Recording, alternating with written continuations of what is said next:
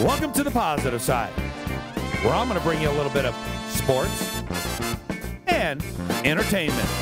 Our philosophy here on the positive side is that we don't have a review mirror. Why? Because if we keep looking back at all the things we've just passed by, life is just going to be a downer.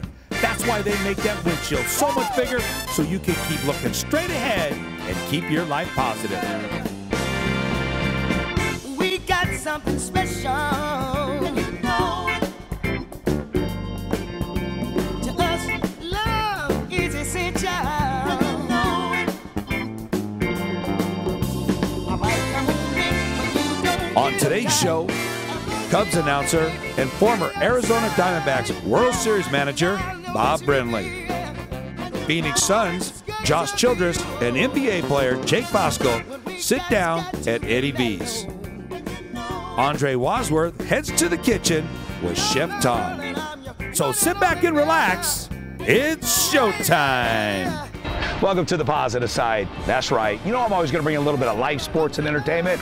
But you know, I was excited when I saw the Diamondback schedule that the Chicago Cubs were coming into town. And who's part of that team? In the broadcast booth, it's the 2001 World Series champion manager, Bob Brenly. What's he doing? Where's he going? And will he ever get back in the dugout as a manager?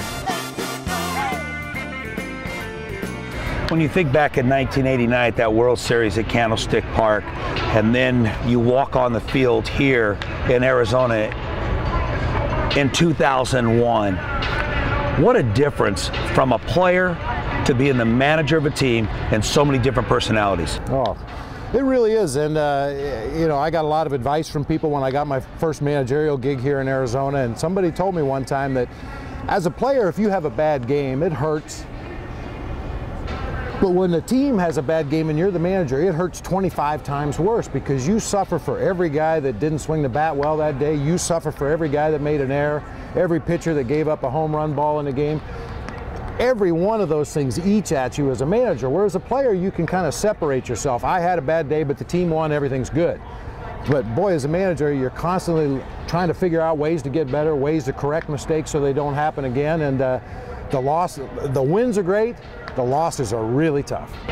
When you look back at that World Series champion team, a lot of people thought it was going to be more difficult on how to mesh those personalities together because there was a lot of different walks of life when you think about this organization. Going back to the first day of spring training that year, as I looked around that locker room and I saw guys like Matt Williams and Steve Finley and Reggie Sanders and of course the big unit and Schill, and I said, this is a championship team right here. These guys felt that all right away from day one. This team, if we can stay healthy and keep our guys on the field, and if they buy into the idea that it's going to take an army, we're all going to have to be in this together. We can't just ride a couple of good pitchers and one good hitter. We need everybody to contribute. We were an old team. Yeah. That particular year, all the experts were saying they're too old, they won't last till the All-Star break. But I felt that was one of our strengths. We had the veteran players with the experience. We had a tremendous bench. You know, baseball players work their entire career, play their entire career, sacrifice so much from their families and just any type of activity in their life to get to the World Series. Same thing with a manager. You have it. This is something obviously you carry around, you cherish this. This is something that, you know, it represents to the younger guys in the Cubs organization. When they see that, they know they can talk to you. You know what it's like to be there. Well, I'd like to think so. I mean, obviously the Cubs have had a little bit of a drought for about 103 years, but the goal is the same every year for 30 teams. When you go into spring training, the ultimate goal is to win a World Series. And obviously a lot of things have to go right in order for that to happen. You need a lot of players to play well. You need to catch some breaks once in a while. You need to stay healthy. But once you've reached that position, it's like instant credibility in this game. It doesn't matter what team it was or what year it was. I run into guys all the time, you know, that won World Series back in the 50s or 60s, and it's almost like a brotherhood, you know. We've been through it. We went through the whole regular season grind. We worked our way through the postseason, and ultimately we got the trophy, and not many guys can say that. I know one thing. There's not a person in this town that I've spoke to that doesn't know the name Bob Brenly, and the first thing they say, yeah, our World Series championship, and that's a great feeling. And a little blooper, base hit, Diamondbacks win! They're the world champions!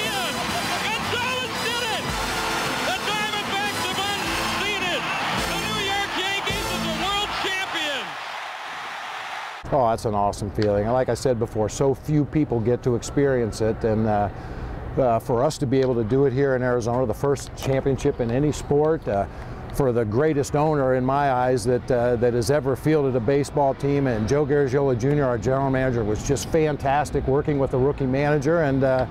And once again, it took an army. It wasn't just the guys on the field. It took everybody, including our fans. Well, it's been 10 years and I've been waiting, so I would love to see it again, but hey, they come far and few apart. You know that, buddy. Absolutely. That's why we appreciate it so much. All right, don't go away, because we got a whole lot more fun coming up right here on the positive side. This Bob Brenly feature has been brought to you by Right Now Power Sports and Lerner and Rowe.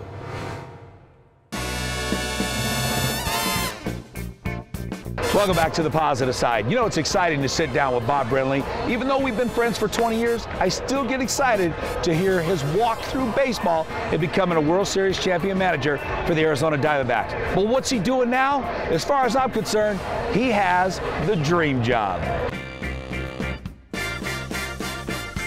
Share with me, being in the broadcast booth with the Chicago Cubs, there's so much history there. What's it like being part of this organization? Oh, I'm telling you, it's a lot of fun. I mean, obviously there's been major disappointments on the field as far as getting into the postseason, winning a World Series, but it's an event. Every day is an event. You know, baseball's such a long grind, 81 home games, and you know, one day tends to bleed into the next, and one series bleeds into the next, and before you know it, you don't know what day it is, you don't know what month it is, you don't know who you're playing that day. But at Wrigley, every day is like a combination of the Mardi Gras and a state fair and a rodeo and a nickel beer night all rolled into one. It's just a raucous atmosphere on a daily basis. Really fun to be around. You know, BB, so many of us are very critical of what we hear when we're watching television, when we're in the car, listening to a game on the radio. You call the game the way the public and the fan can understand it. Is that something that came natural to you? Well, I think my style kind of evolved from the people I worked with. Tom Brenneman, you know, we worked together here. We worked together on network television. I was very fortunate in my days working for the Fox network to work with Mike Weissman, one of the greatest producers of sports television ever, John Filippelli, a great director. Everywhere I've been, there's been really good people that I've learned from. I can't say I was a good broadcaster when I started, but I think I have evolved and I have learned that the best thing you can do is give the fans at home the options. Here's what a manager is probably thinking about. He could do this, he could do this, he could do this. Now, I don't say this is what he has to do. These are the options, because there's always options in this game, and then I let the fans at home decide what they would do. And, you know, try to have a little fun with it. It's, you know, it's not brain surgery. When you come to the ballpark and sit in the stands and have a hot dog and a beer, you expect to have a good time. If you're watching on your couch at home, you want to have a good time. And, you know, we try to stay with the action as much as possible, but occasionally you get a blowout ball game, and the only way to get through it is to have a little fun. So that humor has always been a big part of my broadcast. So many people want to know, has it not been the right situation, or are you just so content in the broadcast booth with the Chicago Cubs, why we haven't seen you back as a manager? I mean, I would love to get back on the field if the situation was right. Because we had the success we did here in Arizona, I don't feel the urgency to go back and just take any job just for the sake of having a managerial job. I think if the right organization had the right players in place and the right minor leaguers in place, I would love to get back on the field again. But that being said, I understand what a great job I have right now. I mean, as much fun as that was in 2001, 2004 wasn't quite so much fun. And in this game, as unpredictable it is, it's just as likely that you're going to have a season like 04 as opposed to a season like 01. So I have a lot of free time now. My son Michael's playing in the minor leagues with the Cubs, as you know. I can get time off from my broadcasting job. We get some network games off on the weekends, and I can shoot and see him play a few games here and there. And obviously that's something I would never get to do as a manager. Absolutely. It takes all your time. You have no off days, even in the wintertime. So where I'm at in my life right now, where my family's at right now, I think I'm right where I need to be.